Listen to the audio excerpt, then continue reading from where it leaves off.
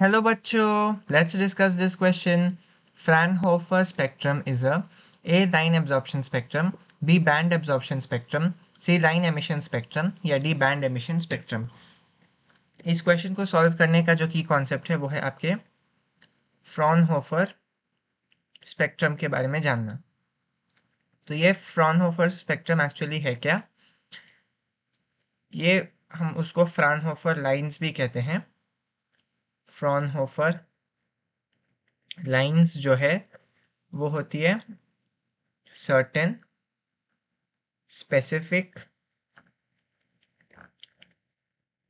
dark lines in the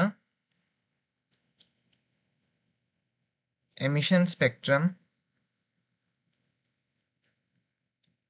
of sun। कभी कभी हम एमिशन स्पेक्ट्रम की जगह और एक और एप्ट वर्ड यूज करते हैं, उसको हम कहते हैं ऑप्टिकल स्पेक्ट्रम। उसको हम कहते हैं ऑप्टिकल स्पेक्ट्रम ऑफ सन। तो अगर हमने सन को ऐसे एक पर्टिकुलर स्पेक्ट्रम मान लिया सन का, और उसमें आपको ऐसे बैंड्स दिखेंगे, इस तरफ भी बैंड्स ऐसे दिखेंगे आपको, और ऐसे भी आपको बैंड्स दिखेंगे, लेकिन इनके बीच में आपको ऐसे कुछ लाइंस दिखेंगे, ऐसे कुछ लाइंस दिखेंगे आपको। इन्हीं को फ्रॉनहोफर लाइंस कहा जाता है। इन्हीं को फ्रॉनहोफर लाइंस कहा जाता है।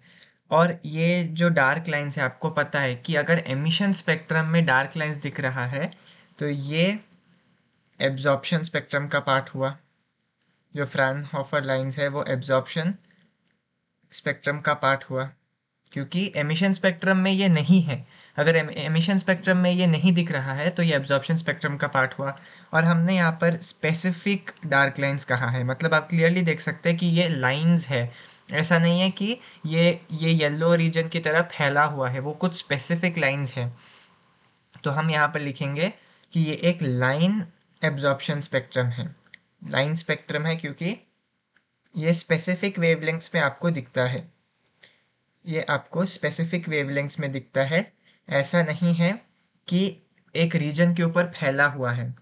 तो हमने क्लियरली देखा कि जो फ्राउनहोफर लाइंस है या फिर जो फ्राउनहोफर स्पेक्ट्रम है वो एक एब्जॉर्प्शन स्पेक्ट्रम है और एक लाइन स्पेक्ट्रम है। तो चलिए वापस ऑप्शन देखते हैं।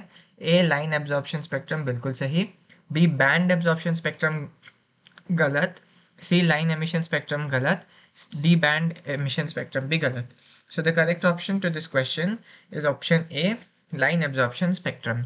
Hope you have understood it well. All the best.